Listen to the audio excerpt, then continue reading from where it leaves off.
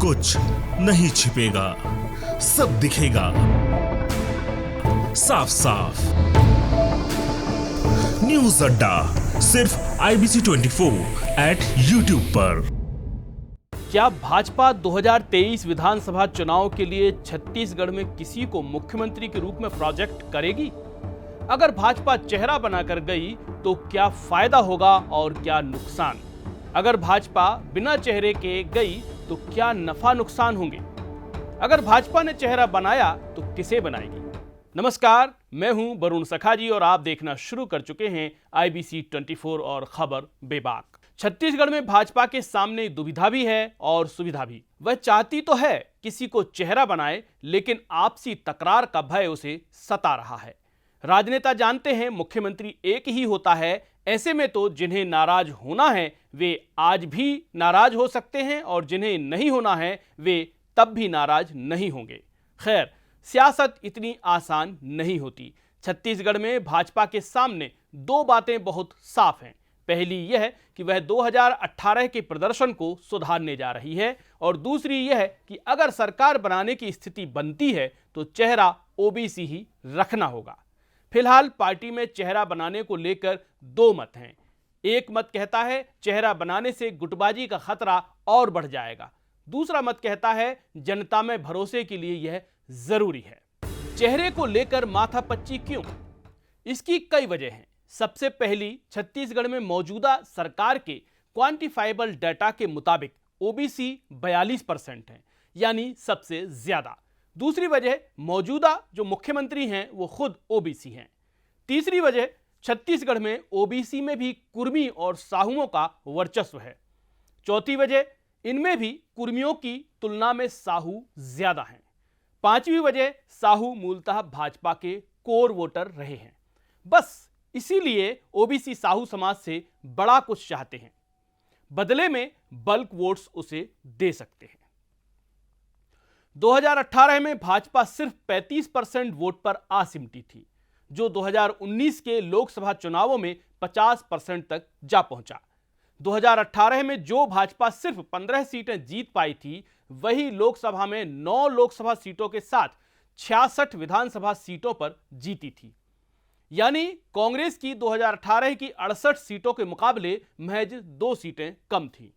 इस गणित के पीछे के गणित को समझा गया तो पता चला, एक तो मोदी का अपना जादू है ही, साथ ही 2018 में भाजपा से नाराज होकर छिटके साहू मतदाता वापस भाजपा में आ गए थे। साहू भाजपा से नाराज थे, इसकी बानगी है कि 2018 में भाजपा ने 14 साहू प्रत्याशी मैदान में उतारे थे, लेकिन इनमें से सिर्फ एक यानी कि रंजना दीपेंद्र साहू ही धमतरी से जीत पाई थी। बाकी 13 हार गए। इनमें भी ज्यादातर की बुरी हार हुई थी। अब यहां यह समझना होगा कि साहू नाराज थे तो साहू प्रत्याशियों को क्यों हराया? सवाल एकदम सही है। इसका अर्थ यह है, साहू समाज भाजपा के साथ अब सिर्फ विधायकी से डील नहीं करेगा, बल्कि वह बड़ा कुछ चाहता है। गांवों में किसानों में अग्रणी यह समाज शहरों में भी व्यवसाय, सामाजिक कार्य और अन्य क्षेत्रों में आगे है। मतलब बहुत साफ है, साहू समाज भाजपा से मुख्यमंत्री पद जैसे बड़े अवार्ड चाहता है।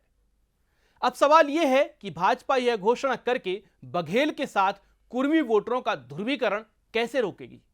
कलार, यादव, देवांगन जैसी अन्य पिछड़ी जातियों को कैसे अपने साथ जोड़े रख पाएगी?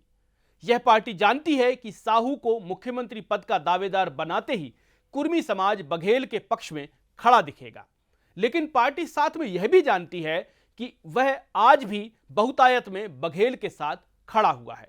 यानी इस सवाल का उत्तर साफ है। भाजपा अगर साहू मुख्यमंत्री का चेहरा नहीं देती तो भी कुर्मी उसके साथ जुड़े रहेंगे, कहना थोड़ा कठिन है। ऐसे में यह कुछ फॉर्मूले बनते दिख रहे हैं। पहला फॉर्मूला तो यह बनता है कि भाजपा साहू मुख्यमंत्री का ऐलान करके अधिकतर सीटों पर अन्य समीकरणों के आधार पर टिकट देकर बाकियों को साध सकती है। दूसरा फॉर्मूला यह बनता है कि पार्टी चेहरा घोषित ही ना करे, इसके स्थान पर वह एक सीट पर कैलकुलेटिव प्रत्याशियों का चयन करे। लेकिन इसमें एक रिस्क है। छत्तीसगढ़ में जो कांग्रेस का किसान कॉम्बिनेशन बना है वह बिना परसेप्शन के टूटेगा नहीं। किसानों में सबसे ज्यादा संख्या साहू समाज के लोगों की ही है। ऐसे में साहू समाज भाजपा से कुछ घोषणा से नीचे डील करने के मूड में नहीं दिख रहा। तो डील क्या हो सकती है? अब सवाल यह है कि साहू समाज डील क्या करे। क्या वह साहू समाज के प्रदेश अध्यक्ष से प्रसन्न हो जाए या कि मुख्यमंत्री पद तक के लिए अड़े? साहू समाज की किसी ऐसी एकल इकाई में यह बात सामने नहीं आई है, न आएगी, लेकिन साउंड यह जा रहा है कि साहू मुख्यमंत्री अपने समाज से चाहते हैं। परसेप्शन बड़ी चीज है। भाजपा अब मुख्यमंत्री का चेहरा घोषित नहीं करती तो समस्या यह रहेगी कि साहू कैसे उस पर भरोसा करें, और करती है तो जीत की गारंटी कैसे हो। इन सवालों में उलझी भाजपा कांग्रेस का वेट कर रही है। चूंकि कांग्रेस साहू समाज के जवाब में कहीं आदिवासी चेहरा ना घोषित कर दे तब तो मामला फंस जाएगा। ऐसी स्थितियों से बचने के लिए भाजपा सारे पहलुओं को ठोक बजाकर देख रही है, क्योंकि परसेप्शन बड़ी चीज है। भाजपा ओबीसी और साहू का परसेप्शन बना लेती है, लेकिन आदिवासी परसेप्शन इस पर अधिक भारी पड़ सकता है। तो क्या साहू समाज का मुख्यमंत्री बन ही नहीं सकता? ऐसा नहीं है। साहू समाज का मुख्यमंत्री बन सकता है, लेकिन भाजपा इस मसले पर कुछ भी खुलेआम नहीं करना चाहती। इसलिए उसने पहले अपना प्रदेश अध्यक्ष साहू समाज से अरुण साव को बनाकर साहू मतदाताओं को आश्वस्त किया है। अगर इस आश्वस्ति से ही काम चल गया तो चेहरा घोषित नहीं किया जाएगा, लेकिन इसमें रिस्क है।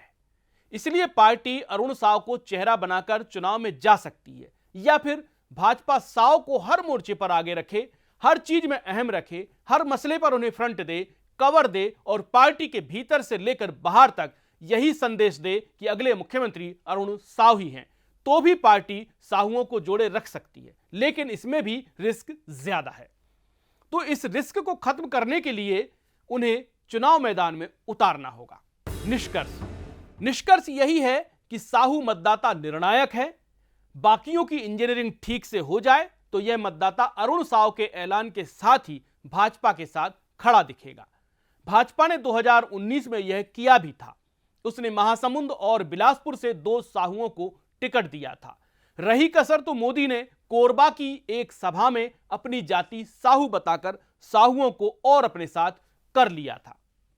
इसलिए भाजपा साहू वोटर्स को लेकर कॉन्फिडेंट है। जब भी इस समाज के मतदाताओं को भाजपा ने आगे किया है, पार्टी को लाभ मिला है।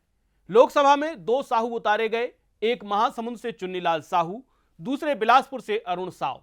दोनों ही जीते, और जिन 66 विधानसभा सीटों पर भाजपा लोकसभा में आगे रही, उनमें वे 14 शामिल हैं जहां से साहू प्रत्याशी हार गए थे, और वे भी शामिल हैं जहां भाजपा की बड़े अंतराल से हार हुई थी। यानी कुल जमा बतौर राजनीतिक विश्लेषक मुझे लगता है अरुण साव को पार्टी चेहरा बना सकती है। अगला वीडियो देखिए। अगर भाजपा अरुण साव को मुख्यमंत्री का चेहरा बनाती है तो उन्हें चुनाव किस विधानसभा क्षेत्र से लड़ाएगी। फिलहाल मुझ यानी वरुण सखा जी को दीजिए इजाजत। नमस्कार। कुछ नहीं छिपेगा, सब दिखेगा साफ साफ। न्यूज़ अड्डा सिर्फ IBC 24 @ YouTube पर।